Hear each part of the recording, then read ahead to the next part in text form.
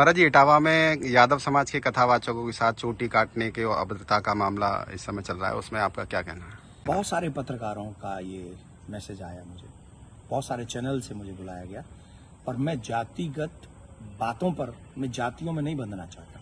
मैं सनातन कार्य के लिए कार्य कर रहा हूं, मैं सभी सनातनियों को जोड़ना चाहता हूं। रही बात चोटी काटने की, गलत है। किसी के भी साथ दुर्व्यवहार नहीं करना चाहिए। कोई भी किसी भी प्रकार का दुर्व्यवहार करता है वो ठीक नहीं। हम तो इसका प्रचार करते हैं, तिलक रखो और चोटी रखो, कलावा बांधो, कंठी पहनो, इसका हम प्रचार करते हैं। रही बात दूसरी कि जो लोग जातियों के लिए, मैंने तो देखा कि एक गांव में घटना घटी और उसमें बड़े बड़े देश के बड़े नामचीन नेता आकर बयान दे रहे हैं और वो जातियों के विरोध में बयान दे रहे हैं, और वो वही काम कर रहे हैं जो अंग्रेजों ने किया था। मैं ये जानना चाहूंगा, अभी आप लोगों ने भी सुना होगा, मथुरा में एक कांड हुआ था, एक टेम्पो वाला पकड़ा गया था और उसने 23 लड़कियों के साथ दुर्व्यवहार किया था। उनकी वीडियो, उनकी पिक्चर्स और उनके सब हैं, और वो हर जाति के थे। वो बच्चियां जो थी वो हर जाति की थी। तब कहां चले गए ये सारे मर्द? क्या एक पुरुष का मान सम्मान स्त्री के मान सम्मान से ज्यादा है? हम स्त्री के मान सम्मान के लिए क्यों नहीं खड़े हुए?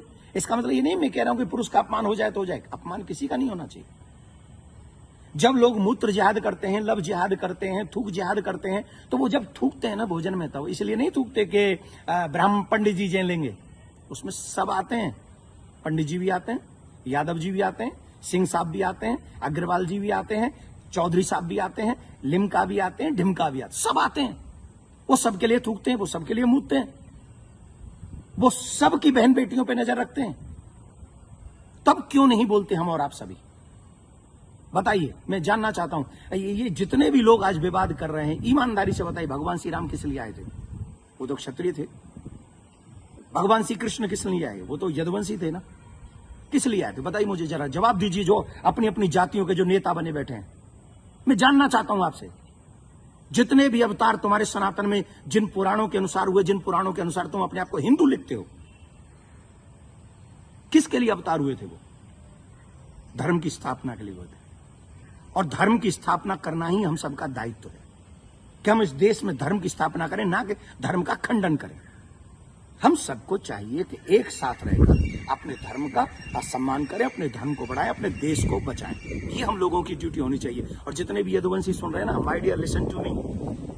निश्चित तौर पे मेरा जन्म जो है ब्राह्मण कुल में हुआ है, लेकिन आपको एक और बात बता दूं, यदुवंशी मेरे हैं सब।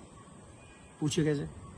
भगवान श्री कृष्ण का नामकरण जिन ऋषि ने किया था, गर्गः पुरोहितो राजन यदु नाम सुमहातप, मैं गर्गाचार्य जी का वंशज हूं।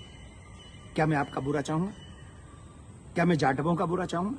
मैं चौधरियों का बुरा चाहूंगा? मैं बनियाओं का बुरा चाहूंगा? किसी का बुरा नहीं चाहता। मैं आप सबका भला चाहता हूं और इस देश का भला चाहता हूं। अगर आपको ईमानदारी से अपने इष्ट में निष्ठा है, राम में, कृष्ण में, परशुराम में, हनुमान में, देवी में, देवता में, तो आप शास्त्रों के बताए हुए मार्ग पर चलिए और धर्म का पालन कीजिए, और उन विधर्मियों से लड़ने के लिए तैयार हो जाइए जो हमारे देश में जाति का जहर घोलकर, कई बड़े बड़े नेता हैं, जाति के नाम पे कूद पड़े। बस चुनाव की सभाओं में बोल रहे हैं, चुनाव के एक कथा, अरे तुम्हारे इस नाम पे वोट लोगे? लेकिन महाराज जी, सवाल ये आ रहा है कि ब्राह्मणों के अलावा और कोई समाज का व्यक्ति कथा कर सकता है कि नहीं कर सकता? क्यों नहीं कर सकता भाई? कथा प्रवचन कहीं भी करे। हम अपने बच्चों को कहानियां सुनाते, कथा सुनाते हैं, क्या बुराई है? हर एक जाति के व्यक्ति, मम्मी पापा, दादी दादा, नानी नाना तो अपनी ही जाति के होंगे ना, कहानी सुनाए, कथा सुनाए, कोई बुराई नहीं है। लेकिन व्यासपीठ पर बैठ के सप्ताह करना, देखिए उसकी विधा, हम शास्त्रों की बात करेंगे, यहां मैं अपनी बात नहीं करूंगा। मैं ब्राह्मण कुल में मेरा जन्म हुआ है, लेकिन कितने ऐसे कार्य हैं जो मैं खुद नहीं करता। जैसे यज्ञ कराना मैं नहीं करता, क्योंकि उसमें मेरी नॉलेज नहीं है। वो विवाह कराना, वो मैं कार्य नहीं करता। अंतिम संस्कार में भी जो 16 संस्कारों में से एक है, मैं वो नहीं करता। जो चीज मेरे हाथ में नहीं है वो मैं नहीं कर सकता, और जो मेरे हाथ में है वो मैं कर सकता हूं। जब हम भागवत करते हैं, एक अनुष्ठान करते हैं, अनुष्ठान को अनुष्ठान रहने दीजिए। सत्संग, प्रवचन, रामायण इत्यादि हम सब करें, कौन रोकने वाला है? और कितने ऐसे लोग हैं जो ब्राह्मण नहीं है, वो भी कथा कर रहे हैं। हमारे यहाँ तो मुस्लिम भी राम कथा करके गए हैं और हमने उनको स्वीकार किया। रसखान को हमने स्वीकार किया है, रसखान के पद हम लोग गाते हैं। तो इसमें जाति के चक्कर मत पड़िए, जाति बंधन मत फैलाइए। मैं हाथ जोड़ के प्रार्थना करता हूं, आइए हम सब एक हों, सनातन देश और धर्म और आने वाली पीढ़ी को बचाएं, यही हमारा दायित्व है। जय श्री राम। लेकिन महाराज जी एक सवाल और कि उनपे आरोप लग रहा है कि छेड़छाड़ की उस घटना में शामिल पाई गई। देखिए, न तो ये काम देवकी नंदन का है और न काम ये अखिलेश जी का और तेज प्रताप जी का है। जो चीजें हुई हैं, अब कह रहे हैं कि 2 आधार कार्ड मिले हैं, कोई कह रहा है उनको छेड़खानी हुई है, कोई कह रहा है उनकी चोटी काटी, उनका अपमान किया गया। तो इसके लिए संविधान है, इसके लिए प्रशासन है, हमें बांटना नहीं है।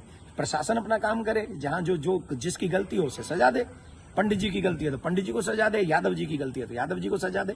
लेकिन जो बड़े बड़े लोग हैं, जो बड़े बड़े पदों पर बैठे हैं, उन लोगों को जातिवाद फैलाकर समाज को लड़ाना नहीं चाहिए। ये अच्छी बात नहीं है। धन्यवाद।